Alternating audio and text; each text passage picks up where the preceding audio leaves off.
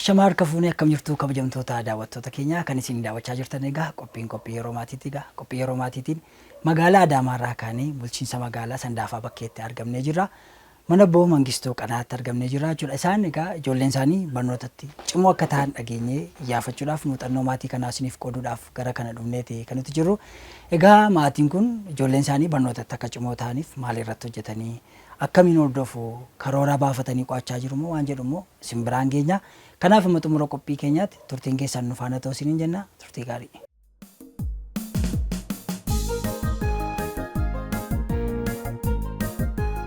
Tole egaa duraan dursee carraa nuuf kennitanii fi mana keessanitti dhufnee keessummaa yeroo maatii waan nuuf taatanii fi galatoomaa isiniin jenna. Nullee dhuftanii waan nu daawwattaniif OBN guddaa galateeffanna. Tole egaa sagantaa keenya tun eegaliin dura Oromoon egaa waan hundumaa eebbaan eegala waan ta'eef maanguddoon as jiru isaanis nu eebbisu isa booda sagantaa keenyatti fufnu jechuudha. Inni of galchaa hin jedha. Waan inni nagaan nu oolcha nagaan nu haa bulchu. Hamaa sharranyaa nurraa qaba. Tolaa nutti haa qabu. Biyya keenya illee biyya nagaa nu haa godhu. Nus nagaa nu haa godhu. Ijoollee tana carraadhaaf abbaaniif haati kunuunsanii kanaan gaanii carraa kana isinis dhuftanii ilaaluuf waan dhuftaniif isaanis haa guddisanii akkanuma haa guddatanii akkanumatti itti haa fufan jenna. Bakka namni wallaallee qawaan itti haa guutu. Baay'ee gaariidha. Egaa nu eebbisaniiru eebba fudhanneerra eebbi isaanii haphee ta'ee nutti haa qabatu. Mee maatii keessanii wajjin wal nu barsiisaa daawwattoonni keenya isin haa baranii. Ani Obbo Mangistuu Qanaan jedhama. Abbaa manaati. Isaan immoo Sister Biraanee Hirphee jedhamu. Haadha manaa kiyya. Ishiin immoo Yordaanos Mangistuu jedhamti. Intala hangafa kiyya. Inni immoo Rabbirraa Mangistuu jedhama. Ilma kiyya jechuudha. Maqaan koo Biraanee Hirphee jedhama. Haadha manaa Obbo Mangistuu Qanaati. Haadha ijoollee lamaati. Mucaan koo isheen hangafaa Yordaanos Mangistuu jedhamti. Isa lammataa mucaan koo Rabbirraa Mangistuu jedhama. Maqaan koo Barattuu Yordaanos Mangistuu jedhama. Kan hin baradhu mana barumsaa sadarkaa lammaffaa kutaa 11ffaa Naachuraal Biraanch. Maqaan koo Rabbirraa Mangistuu jedhama. Mana barumsaa ani baradhu Edgate sadarkaa lammaffaa baradhaa. Kutaa ani baradhu kutaa 5ffaa. Baay'ee gaariidha egaa ijoolleen keessan barnootatti cimoodha kan jedhu mana barumsaa keessan irraa dhageenyeeti kan nuti gara kana dhufne. Mee haalli barnootaa ijoollee keessanii maal fakkaataa sadarkaa akkamiirra jiru? Ijoolleen tiyya barnoota isaaniitti cimoodha. Akkuma dhalatanii mana barumsaatiif gahan keejii yookaan iddoo turtii daa'immaniitii kan galchine isaan sadarkaa keejii erga xumuranii booda mana barumsaa sadarkaa tokkoffaati kan Rabbirraan kan barachaa jiru. Yordaanos akkasuma mana barumsaa sadarkaa lammaffaatti kan barachaa jirtu. Kanaaf barumsa isaanii akkuma ijoollee kan biroo seeraan hordofu jechuudha. Sagantaa qo'annaa ni qabani. Ganama barumsa isaanii akkuma lafaa ka'aniin kursii isaanii erga nyaatanii booda kallattumaan gara barnoota deemu. Mana barnootaatiis erga galanii booda sa'aatii muraasas kan nu deeggaru. Inni immoo mana barumsaatii akkuma galeen booda ammatee kubbaa erga taphatee booda kubbaa dhuunfaasaa qaba. Dallaadhuma keessatti kubbaa hin taphata. Sana booda hojii manaa hin hojjeta. Galgala sagantaa qaba. Sagantaa isaatiin hin qo'ata. Kanaaf haala kanaan jechuudha barumsa isaanii kan baratanii. Inni barumsa isaatti baay'ee nama fooyya'aa fi nama cimaadha. Sagantaa hin baasnaaf jechuudha. Yeroodhani. Sagantaa isaanii ilaallee akkaataa isaaniitti qo'achuu danda'an abdeet yeroo goonus hin jira jechuudha jidduutti. Keessattuu anuma caala immoo haati isaanii baay'ee isaan deeggarti. Galgala gaafa hojiidhaa galu waan humna isaaniitii ol ta'e kara kiyya fidu jechuudha. Waan humna isaaniitii ol ta'e san gara kiyya gaafa fidan nan deeggara. Kallattiin itti agarsiisa. Akkaataa isaaniitti qo'achuu danda'an itti agarsiisa. Waan immoo humna keenyaas ol ta'e waayifaayi hin qabna. Googil goona jechuudha walumaan. Googil goona. Isaanis googiliin godhanii ishiinis googil gootee ilaalti. Ruma caalatti akka isaan qo'atan akka amalli isaanii gaarii ta'u mana barumsaa keessatti akka isaan barataniif haati isaanii immoo gahee guddaa taphatte jechuudha. Ana caala gaayidii isaan gooti kallattii itti agarsiisti. Sagantaa isaanii ilaaltetti rivaayiz gootiif jechuudha. Kanaaf haala kanaanii mana barumsatti yoggaa galanii dallaadhaan bahani. Ala bahanii yoonnoon jedhanii gaafa sanbataa fi dilbataas asuma keessa taphatanii sa'aatii isaanii arreenjii godhatanii barumsa isaanii qo'atu jechuudha. Rabbirraan dhugumaa akkuma jedhamee barataa cimaadha. Mucaa namuusa qabu akka daa'imaa osoo hin ta'in akka nama guddaati. Mucaa safuu beekudha. Mucaa mana keenya keessatti nu gorsu jechuudha. Irra deebi'ee dhugaa dubbachuuf taanaan waan tokko illee aariin tokko illee yoo jiraate mucaa nama gorsuudha inni baay'eedha. Fuuluma irratti beeka jechuudha keessattuu ana sirriitti natti dhiyaata. Maamii maal taate naan jedha yeroo waan tokko illee hojiillee dadhabbiin hin jira dadhabeetiin jedhaanii mucaa namuusa qabu barumsa qofa odoo hin ta'in wanta hundaaniyyuu mucaa kaayyoo qabu. Mucaaf biyyaaf ta'u dheetiin abdaddaa kan ammoo waaqayyotti haa guutuun jedha. Damee Rabbirraan kutaa gara gadii kaastee hanga ammaatti barataa akkamiitati? Kutaa gadiirraa kaasee barataa cimaa, barataa qo'addu, barataa waan hunda sagantaadhaan godhu. Barataa cimaanaan jettee damee sadarkaa akkamiifaa bahaa turte? Sadarkaa tokko. Tokkoffaa bahaa turte? Baay'ee gaariidha. Mee akkati barataa cimaa taatuuf maaltu si gargaare? Waan hunda sagantaan taphaa jira, sagantaan tiiviitti ilaalu jira, sagantaan qo'annaatis jira. Isa sagantaadhaan dabareedhaan isaanii kan biraa immoo maatii koo waliinis waan natti ulfaate isaan gaafachuudhaan akkanaan keessatti qo'atta jechuudha. Baay'ee gaariidha. Ijoolleen gaa yeroo baay'ee sagantaadhaan hin qo'adhaa jedhu. Mee sagantaa natti qabdu qabiyyee akkamiifaa of keessatti qaba? Qabiyyee sagantaa taphaa kan tiiviitti ilaalan kan qo'annaa kan keessaa qaba. Mee Yordaanos barumsa ishee irratti maal fakkaatti? Ani barattuu akkasuma baay'ee cimtus kan jedhamne akkasuma immoo baay'ee dadhabdus kan jedhamne barattuu giddu galeechadha. Barnoota elemantarii irratti xiqqoo qabxiin kun kan akkasuma jedhamu miti. Garuu sadarkaa lammaffaa irratti barattuu giddu galeessan ture. Namni gaafuma jabaachaa deemu waan hundumaa hubataa deema. Anis kutaa saglaffaa haayiskuulii gallaan irra caalaa barumsa irratti xiyyeeffadhee hojjechuuf karoorfadheen ka'ee ministirii erga fudhadheen booda kutaa saglaffaatti dabarraan baqa waa'ee barumsaa akka sirriitti xiyyeeffadhee yaadu godheen jira jechuudha. Jijjiirama isaatis itti ilaalaan jira. Qabxiin illee akkaataa barumsatti fudhachuurree haayiskuulii yeroo itti galu jabaachaa dhufaa jira jechuudha.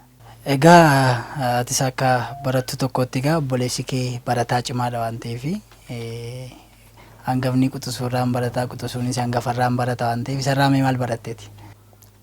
Akkuma maatiin koo ibsanitti Rabbiraan barataa cimaadha. Anaaf illee kan fakkeenya naa ta'uu fi kaka'umsa kan naa ta'udha. Maaliif quxisuun kee yeroo cimaa deemu anis maayinni itti of laalta. Akka seeraatti quxisuuta hangafarraa irra caalaa barachaa deema jedhama. Ani garuu obboleessa kiyyaa waa baay'ee barachaa dhufeen jira. Barumsa irrattis jechuudha. Akkaataa dubbisarree jechuun namni kan hojjetu akkaataa dubbisaa yoo hubateedha. Kanaafuu akkaataa dubbisaa ofii hubachuunis qabxii irratti bu'aa baay'ee qaba. Akkaataa dubbisaa isaarree nan laalaa jechuudha yeroo inni dubbisu. Kanaaf isaarree koppii gochuudhaan jijjiirama fuulatti ilaalaa jira jechuudha. Waan baay'een irraa baradha. Iftoominni isaarree baay'ee namatti tola bareechu koo quxisuu ta'ee guddaadha. Anaafis maatii kiyyaafis kan itti boonnudha jechuudha. Na obboleessa kiyyarraa waa baay'een baradha. Mee walitti dhufeenyaa isiniif maatii keessan gidduu jiru akkamiin ibsitu mee? Walitti dhufeenya gaarii qabna.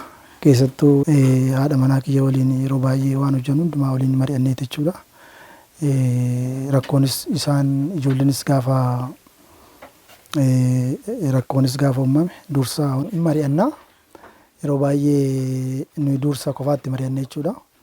Erga mari'annee booda ijoollee teenyas immoo teessisnee mariisisna. Arfan keenya bakkuma tokko teenyatti rakkoo jiru hin kaasna fi rakkoo jiru sana irratti mari'atu jechuudha yaadatti kennanii yaadni isaan kennan san jajjabeessiniit akka isaan kallattii qaban godhanne jechuudha. Yeroo baay'ee mana keenyatti wanni barame mariidha. Ijoollee wajjin mari'anne jechuudha.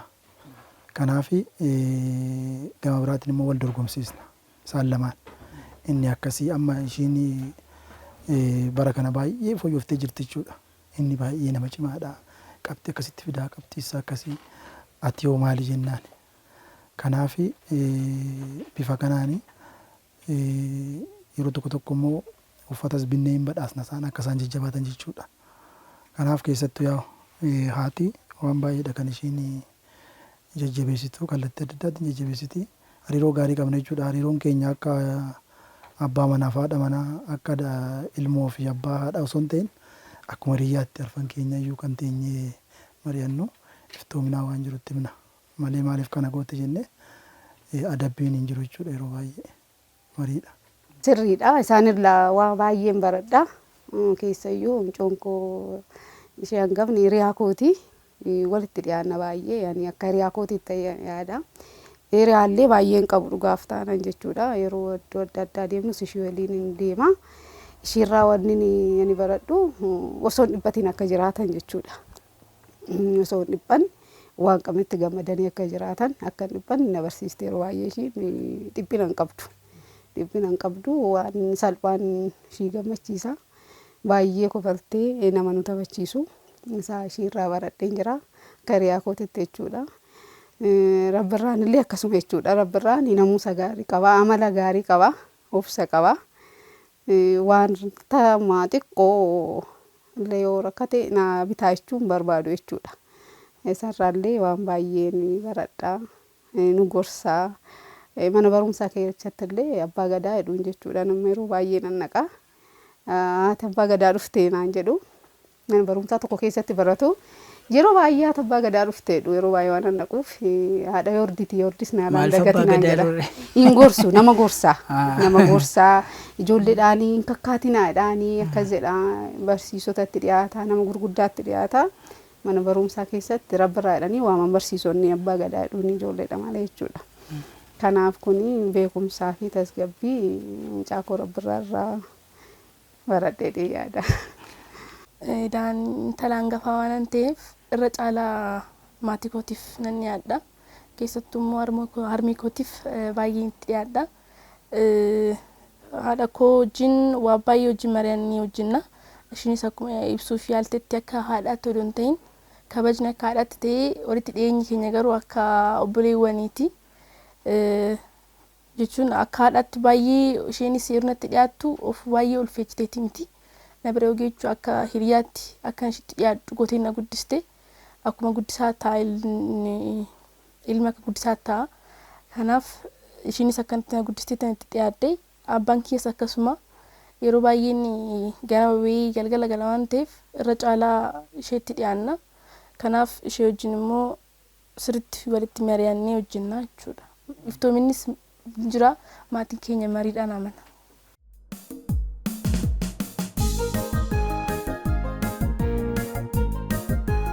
Ati barataa cimaadha mee mana barumsaa keessatti naamusa gaarii barataan cimaan tokko qabu maali? Ijoolleen immoo mana barumsaa keessatti mee maal gochuu qabu? Ijoolleen mana barumsaa keessatti yoo taphatanis akkaataa miidhaa hin qabne taphachuu qabu. Kan biraa immoo yoo nyaata nyaatanis sirnaan nyaachuu qabu mana barumsaa keessatti. Barataan cimaanis nama jechuun nama waliin wal loluun barbaachisaa miti. Yoo wal lolan dhiifama wal gaafachuun barbaachisaadha. Mee barsiisaa daree keessatti dhaggeeffachuuf barsiisaa kabajuun yeroo fi sirnaan fayyadamuun kan kana irratti ta'u? Isas nan godha. Barsiisaa daree keessatti dhaggeeffachuun barbaachisaadha. Maaliif waan baay'ee qormaata irratti kan qufu barsiisaa dhaggeeffachuu baachuudhaani. Waan ta'eef barsiisaa dhaggeeffachuunis barbaachisaadha. Kabaja barsiisaaf qabnuunis innis barbaachisaadha. Kabajni barsiisaaf qabnu waan baay'ee nu deeggara jechuudha barnoota keenya keessatti. Kabaja maatiif qabnus maatii keenya kabajuun hangafa kabajuun maatii keenya gargaaruun kun barumsa keenya keessatti hojii olaanaa qaba. Bara darbee tokkoffaan meedhaan jettee taa'amee qabxii hagamii fiddee kan waliigalaa gosa barnootaafaa 100 fiddee faa qabdaa? Eeyyee qaba. 98.6 fide. Kan 100 fide immoo afaan Oromoo, herreega, saayinsii fi safuu. Mee egaa ciminni isaanii isinirraa dhufe moo isin akkam turtan mee barnootaan? Ani kutaa tokko jalqabee yeroo baay'ee tooppi 3 keessa jechuudha. Kanaaf 10 ol bahee hin beeku, 5 olis bahee hin beeku jechuudha. Yeroon barumsa baradhu baadiyyaa keessatti kanan dhaladhe. Irra caalatti maatii keenya deeggaraati, maatiin keenya waa'ee barumsaa hubannoo hin qabu. Kanaaf ufuma keenya ifaanyet karoora mataa keenyaa baafannee kan barachaa turre. Akkasuma ta'ee barumsaanis baay'ee cimaadha. Yeroo hundumaa 1 hanga 3 arfaffaa akkasiin baay'ee jechuudha. Bifuma kanaan yeroo ammaa kanaas geenye jechuudha. Sadarkaa maalirra jirtu? Amma sadarkaa ogummaa fayyaatti kan baranne amma maasters of public health irra jira. Maatii keessatti ijoolleen egaa itti gaafatamummaa dhuunfaa isaaniis kan maatiis qabu. Mee itti gaafatamummaan dhuunfaa isaanii kan maatiis maal baatume? Sirriidha. Lamaan keenya iyyuu hojjetaadha. Inni sanis hojjetaa mana keessa illee hin qabne yeroo dheeraadhaa fi alas manas yana hojjedha. Kanaaf itti gaafatamummaa ni qabu jechuudha amma humna isaaniitiin. Meeshaa dhiquun hin jira, uffata isaanii isa xixiqqaa dhiqachuun hin jira, mana qulqulleessuun hin jira. Kan ofiif baatu jechuudha. Dabaree naqatanii jiru, dabaree baafatanii ofii isaaniitii wanti hojjetanii na deeggaruu hin jiru. Sagantaa isaaniitis baafatanii bifa saniin kan godhatanii ofumaafuu beekanii hojjetu. Rabbirraan kan ishiillee dabareedhanii kan ishii caalayyuu ni hojjeta jechuudha yeroo baay'ee. Bifa kanaan gahee mataa ofiillee ni bahu. Yeroo mana barumsaatti gallu anis dursee galuu hin danda'a. Isaanis na dursanii galuu danda'u waan ta'eef yeroo gallu hojii mana keessas qoqqooddanneetu hojjenna. Anis maatii koo nan gargaara. Obboleechi koos akkasuma. Yeroo hojii wajjin hojjennu immoo waa'ee guyyaa keenyaa bartii keenyaa waliin hojjechaatti haasa'aatu hojjenna. Yeroo kana immoo yeroon keenyas yeroo nu jalaa fixu jechuudha. Yeroo hojii hojjennu waa'ee oolmaa keenya yeroo haasofnu yeroo qonnaa keenya nu jalaa saammatu jechuudha. Hojii keenya ofiin kallattiidhaan gara qonnaatti deemna.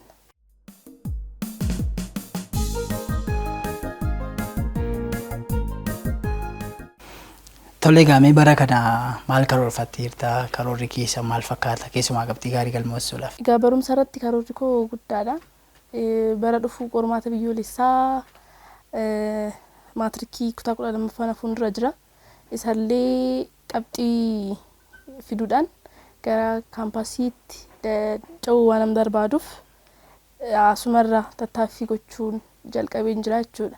Egaa kutaan 12ffaan kutaa 9 irraa jalqaba waan ta'eef duubatti deebi'een dubbisee yeroo koo xiyyeeffadhee qoqqoodadheen ittiin hojjechaa jira jechuudha. Eeyyanii karoora keenya fayyadamu karoora kan jala gadi bu'ees karoora baafachuudhaan karoora saniin immoo itti fayyadamuudhaan isaan karoora gaarii baasadheera isas milkeeffachuuf nan yaala. Bara kana qabxii meeqa fiduuf karoorfatte? Qabxii 99 wajjin 100. Baay'ee gaariidha.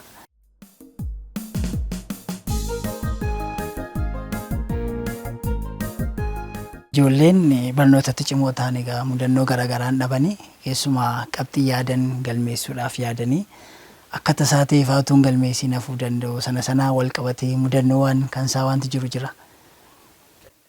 Yeroo baay'ee qabxii gaariidha kan inni qabu. Fakkeenya barreen gaddaa tokkoffaa dhabee 98 tuqaa wayii fidee jechuudha. Qorumsa isaa gaafa qoramee galu yeroo hunda nutti agarsiisa. Fakkeenyaaf tokko lama waggaa dhabee uumaa jechuumatti garuu immoo dhabuu hin qabdu jennaan jechuudha. Dhabuu hin qabdu namoonni biraas bira darbuu hin qabanii. Kanaaf jabaadhu jennaan malee maaliif dhabde jennee lolluun.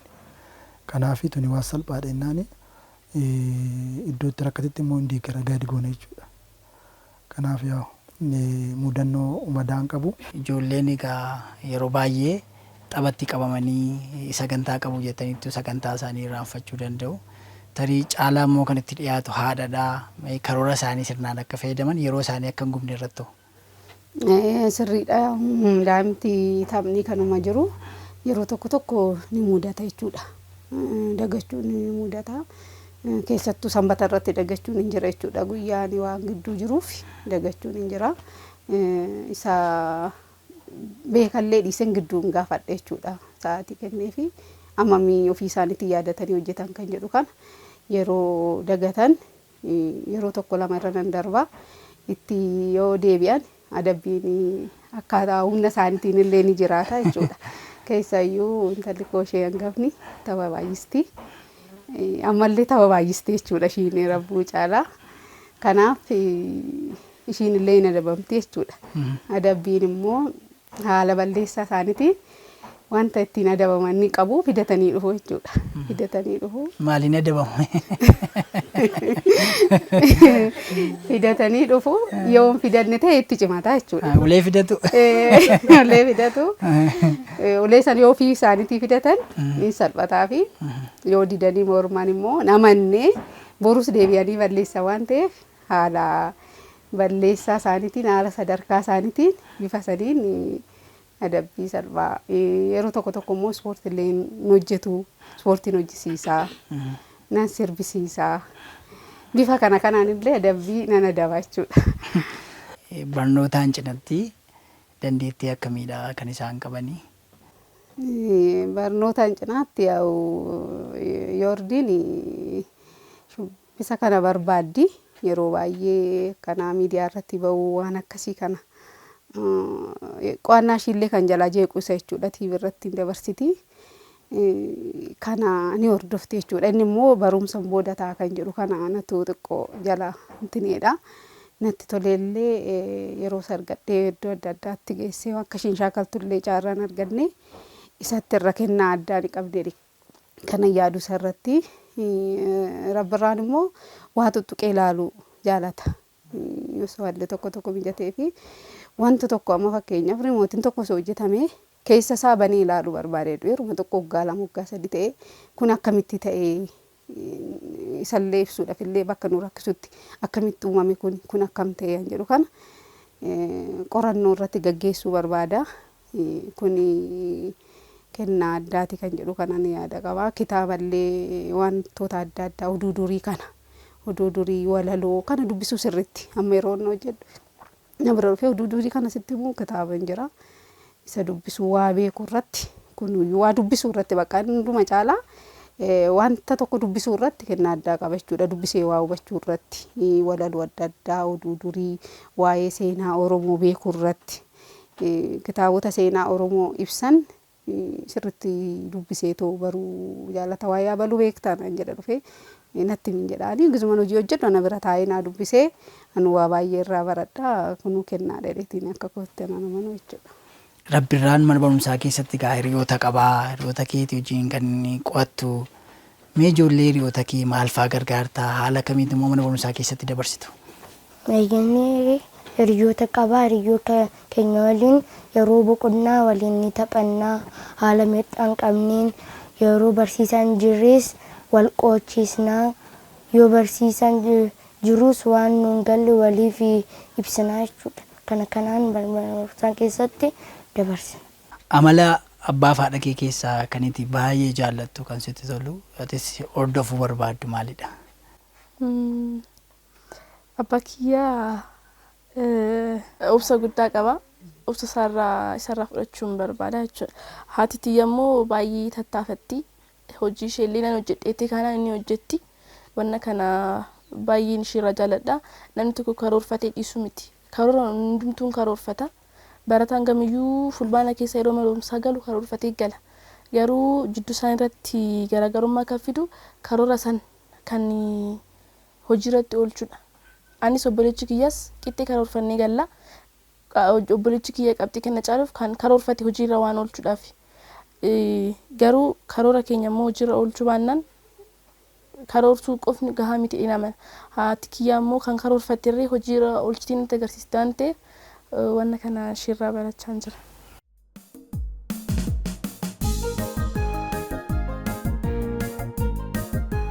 Maatiin mee maal gochuu qaba keessumaa ijoolleen isaa lammii bor biyya kana jijjiiran akka ta'anii fi safuu duudhaa aadaa Oromoo eeganii akka guddataniif egaa murteessaan maatiidha.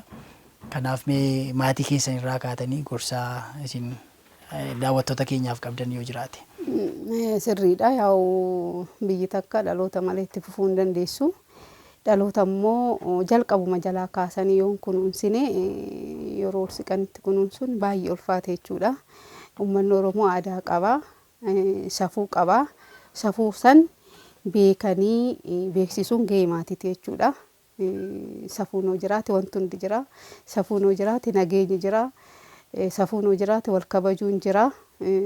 Beekumsis jira, biyyis ni guddatti jechuudha. Kanaaf ijoolleen kamiyyuu lammiin kamiyyuu safuusaa barsiisee ijoollee isaa akka hordofu kan jedhu dhaamsa qaba. Ijoollee mana barumsatti qofa erguu miti jechuudha. Achi geesseertii barachaartii kan jedhu kana hordofiin barbaachisaadha. Duuba deebi'anii ilaaluun barbaachisaadha. Yeroo baay'ee ijoolleen mana barumsaa baanaan dhaqnedhanii yeroo baay'ee bakki itti hin dhaqnellee hin jira waan ta'eef safuu barsiisuun wal kabajanii akka bulan dhiifama barsiisuun baay'ee barbaachisaadha jechuudha. Amma keessattuu ijoolleen yeroo tokko tokko tapha keessa walitti bu'uun hin jira. Yeroo san dheekkamuun qofa odoo hin ta'in dhiifama barsiisuun baay'ee barbaachisaadha. Kanaaf yoo guddatan illee dhiifamni maal akka ta'e ni baru jedheetiin yaada. Kana dhaamsa dabarsuun barbaada. Baay'ee galatoomadha. Keessattuu OBN guddaa galateeffannaa. OBN ijaa hawaasa Oromooti. OBN ijoo uummata Oromooti. Kanaaf guddaa galatoomaa jennaani. Dhumarratti biyya keenya keessatti biyyi keenya akkuma nama kaasaa ture kana yeroo ammaa kana abdii guddaa jira, guddina guddaa irra jirti biyyi keenya. Kanaaf guddina kana immoo kan itti fufsiisu dhaloota egereeti waan ta'eef dhaloota egereeti irratti sirriitti hojjechuun irra jiraata jechuudha. Maatiin manni barumsaa mootummaan dhaloota egeree xiyyeeffannoodhaan yoo hojjenne biyya keenya ceesisuu ni dandeenya kan jedhu kanan qaba. Haadha koo Adda Biraanii fi abbaa koo Obbo Mangistuu barsiisota barsiisaa Bidisaa baay'eedha. Maqaa ta'een fidhu hundumaayyuu galatooma jechuun nan barbaada. Kabajanii asitti argama keenya keessaniif baay'ee galatooman jira. Maatii kootis obboleessa kootis kabajanii asitti argamu keessaniif galatoomaa. OBNs baay'een isinitti boona. Galatooman jira. Tole egaa ijoolleen keessan mul'ata guddaadha kan isaan qabanii. Kanaaf bakka yaadan akka ga'aniif mee haadha tokkotti eebbisaan. Intala koo Yordaanos Mangistuu, mucaa koo Rabbirraa Mangistuu lamaan keessanuu duraan dursee baganaaf dhalattanii baay'ee isin jaaladha. Baay'een gammadaa isin argachuu kootiif Waaqayyo haa galatoomu jedha. Hawwii keessan wanta hawwitan hunda akka bira geessan Waaqayyo isin haa deeggaru. Rabbi isin waliin haa ta'u jedha. Hawwii guddaan isaaniin qaba. Akka milkooftan abdii guddaan qaba. Galatoomu.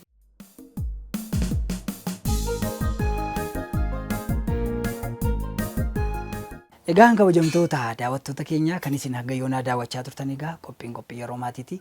Egaa qophii yeroo maatiitiin muuxannoo maatii barattoota ciccimoo qaban yeroo hundumaa qabannee isiniif dhiyaanna. Egaa guyyaa har'aa maatii obbo Mangistuu Qanaa bulchiinsa magaalaa Sandaafaa bakkeetti argamuudhaan isin biraan geenye egaa waan guddaa akkasiin argattan egaa shakkii hin qabnu.